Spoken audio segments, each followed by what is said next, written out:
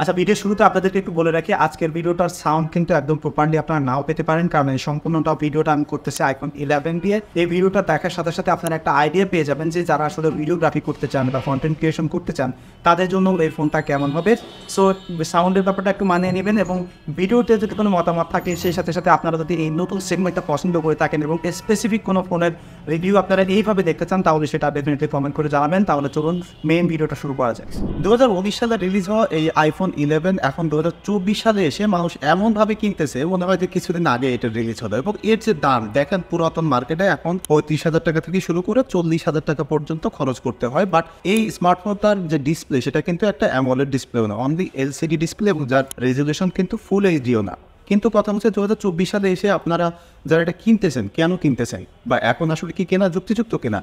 So এই ভিডিওর আমার মনে হয় দেখার আগ পর্যন্ত সবাই কম বেশি জানেন যে iPhone 11-এর কী কী আছে কী কী নাই, এই টোটাল স্পেসিফিকেশন, এবং আমি একটা ভিডিও কিন্তু অলরেডি এটা রিভিউ করেছি যে ফোনটাতে আসলে কী কী আছে এবং 2023 সালে সেটা কেনা যুক্তিযুক্ত ছিল কিনা। তো 24 সালে এসে আমি আর নতুন করে রিভিউ করতে চাই না, আমি যেটা বলতে চাই সেটা হচ্ছে যে এখন এই ফোনটা আপনারা কী কারণে কিনবেন এবং কী কারণে কিনবেন না সেই বিস্তারিত আজকের ভিডিওতে আমি বলার চেষ্টা করব।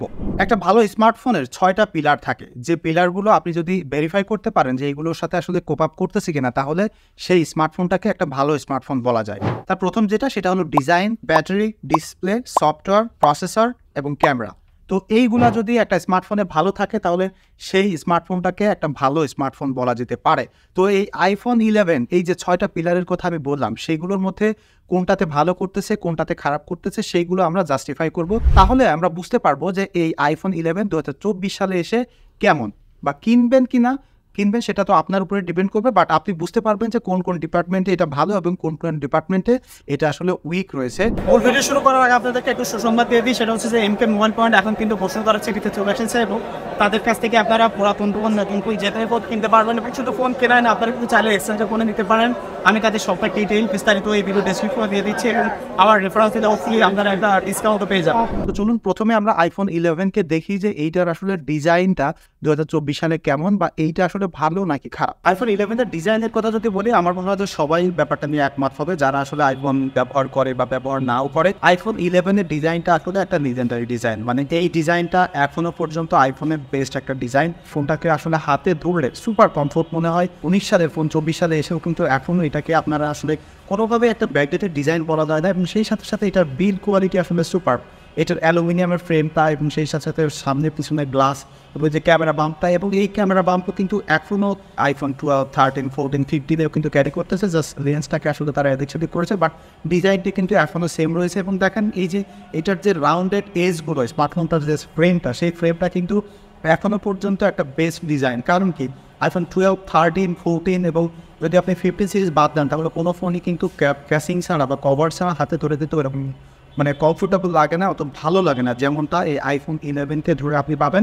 এবং 15 সিরিজে এসে তারা কিন্তু ওই একই ধরনের টাইপ করেছে যে ফ্রেমটাকে একটু কার্ভ করেছে যেন হাতের মধ্যে ধরতে একটু কমফোর্টেবল লাগে। সো আমার কাছে মনে হয় যে ডিজাইন ওয়াইজ এখনও পর্যন্ত খুবই ভালো একটা স্মার্টফোন এই 2024 সালে এসে। সো ডিজাইন সেকশনে তো আমার হিসেবে আমি 5 মার্ক দিলাম। তো এখন আসলে ব্যাটারির কী অবস্থা, এইটাতে কিন্তু 3110 মিলিঅ্যাম্পের একটা ব্যাটারি আছে। সো নাম্বারের হিসাব করলে ডেফিনেটলি এটা very small number of battery, কারণ এখনকার যদি অ্যান্ড্রয়েড ফোনের সাথে আপনি মিলান তাহলে দেখবেন যে 4045 মিলিঅ্যাম্পের ব্যাটারি এই দামের ফোনে কিন্তু আপনি খুব ইজিলি পেয়ে যাবেন। তবে অ্যাপেলের ক্ষেত্রে ব্যাপারটা কিন্তু এরকম হয় না। এই 3110 মিলিঅ্যাম্পের ব্যাটারি দিয়ে আপনাকে যে ব্যাটারি ব্যাকআপ দেবে সেটা কিন্তু একদম সারপ্রাইজিংলি, যে কারণে 2024 সালে এসেও এই iPhone 11-এর ব্যাটারি ব্যাকআপ নিয়ে আপনাকে প্যারা খেতে হবে না, খুবই সুন্দর ইমপ্রেসিভ একটা ব্যাটারি ব্যাকআপ পাবেন। তবে একটা জিনিস সাবধান রাখবেন, এখন এই ফোনগুলো কিন্তু প্রায় 4-5 বছরেরও বেশি পুরাতন। সো ব্যাটারি হেলথ একটু দেখে বুঝে শুনে কিনবেন। অনেক ফোন কিন্তু যদি এখন আপনাকে বলে যে 93% বা 97% ব্যাটারি, তাহলে ডেফিনেটলি সেটার হয়তো ব্যাটারি চেঞ্জ করা আছে, তা নাহলে ব্যাটারি বুস্ট করা আছে। সো এইগুলো কিন্তু একটু দেখে শুনে একটু কিনতে হবে। তবে একটা জিনিস ইনশিওর করতেছি সেটা হচ্ছে যে iPhone 11-এর ব্যাটারি ব্যাকআপ নিয়ে আসলে কোনো প্যারা খেতে হয় না, খুবই ভালো ব্যাটারি ব্যাকআপ এখনও 2024 সালে এসে এটার মাধ্যমে পাওয়া যায়। সো ডিজাইন এবং ব্যাটারি সেকশনে কিন্তু স্মার্টফোনটা পাস করে গেছে। তো এখন ডিসপ্লে সেকশনে আসলে কী অবস্থা চলুন সেটা দেখুন। 2024 সালে এসে এই যে iPhone 11 এখানে কিন্তু 6.1 ইঞ্চ একটা LCD ডিসপ্লে আছে, এবং তার কিন্তু কোনো প্রকার হায়ার রিফ্রেশ রেট এই ফোনটাতে নাই। সো 2024 সালে এসে ডেফিনেটলি এরকম একটা ডিসপ্লে কোনোভাবেই মানা যায় না, এবং এই ফোনটা কিন্তু চারি সাইডে যেমন বড় বড় চিন এবং উপরে বড় একটা নচ রয়েছে, সেটা কিন্তু এখন কোনোভাবে অ্যাকসেপ্টেবল না। এবং যে বাজেটে আপনি ফোনটা কিনতেছেন এরকম বাজেটে কিন্তু আপনি ডাইনামিক সুপার অ্যামোলেড ডিসপ্লে এবং সেই সাথে 120 হার্টজ রিফ্রেশ রেটেরও স্মার্টফোন পেতে পারেন, যার বেজেন চিন অলমোস্ট নাই বললেও চলে। সো সেই দিক থেকে ডিসপ্লের দিক থেকে কোনোভাবে এই ফোনটা আসলে এখন কোপ আপ করতে পারে না। তবে এখানে একটা জিনিস আমি ভালো দিক মেনশন ডেফিনেটলি করতে চাই, সেটা হচ্ছে যে এই স্মার্টফোনটার স্পিকার কোয়ালিটি। এটার স্পিকার কোয়ালিটি আপনি মুভি দেখতে গেলে ডিসপ্লে সেকশনে ডেফিনেটলি এনজয় করতে পারবেন না, বাট এটা সাউন্ড কোয়ালিটি নিয়ে ডেফিনেটলি স্যাটিসফাইড থাকবেন। আপনি কথা বলতে গেলে লাউড স্পিকারে বা ইয়ার স্পিকারেও কথা বলতে গেলে দেখবেন যে একদম টপ নচ কোয়ালিটির একটা এক্সপিরিয়েন্স এটার মধ্যে পাচ্ছেন। তবে তো ডেফিনেটলি ডিসপ্লে সেকশনে এই ফোনটা আসলে কোনোভাবে পাস করতে পারছে। একটা স্মার্টফোনের ডিজাইন, ডিসপ্লে এবং ব্যাটারি ভালো হওয়ার সাথে সাথে তার কিন্তু সফটওয়্যারের এক্সপিরিয়েন্সটাও বেটার হওয়া জরুরি, এবং সেই সাথে সাথে সেফটি এবং সিকিউরিটির জন্য খুব আপডেটেড সফটওয়্যার থাকা প্রয়োজন। এবং 2019 সালের ফোন iPhone 11 এখন কিন্তু 2024 সালে এসে আপনি একদম লেটেস্ট iOS 17 আপডেট পাচ্ছেন, এবং সেই সাথে সাথে খুব একদম স্মুথ অপটিমাইজড একটা এক্সপিরিয়েন্স পাচ্ছেন। আমরা সবাই কম বেশি জানি যে iOS কিন্তু সবসময় বেটার অপটিমাইজেশন এবং বেটার এক্সপিরিয়েন্স প্রোভাইড করে। সেই হিসাব করলে iPhone 11 কিন্তু 2024 সালে এসেও সফটওয়্যারের দিক থেকে ডেফিনেটলি এখনও এগিয়ে আছে, এবং এখনও আসলে একে 5 মার্ক দেওয়া যায়।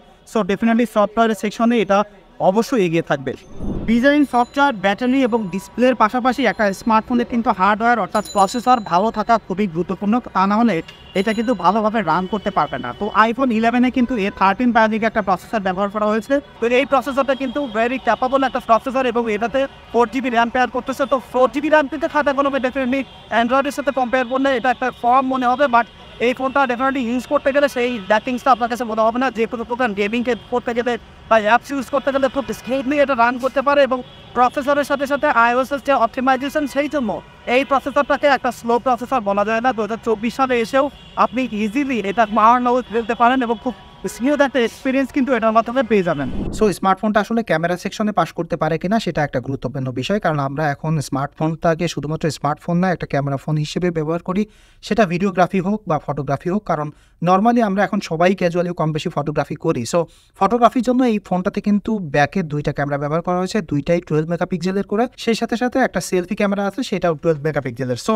এই ফোনটার যে ক্যামেরা সেট আপ সেটা দিয়ে এখন 2024 সালে এসে কোনোভাবে আপ টু ডেটেড বা কোনোভাবে ভালো একটা ক্যামেরা সেট আপ আপনি বলতে পারেন না, কারণ এটা সেন্সর অনেক পুরাতন। সেই সাথে সাথে এটার যে ক্যাপাবিলিটি বা যেসব ফাংশনগুলো আছে সেগুলো আসলে কিন্তু এই সময়ে এসে আরও বেশি আপগ্রেডেড থাকা প্রয়োজন। যেমন এটাতে খুব প্রপারলি আপনি নাইট মুডে ফটোগ্রাফি করতে পারবেন না সব সেন্সর দিয়ে, যে কারণে নাইট মুডে বা রাতের বেলায় আসলে লো লাইটে ফটোগ্রাফি করার জন্য ভালো নয়।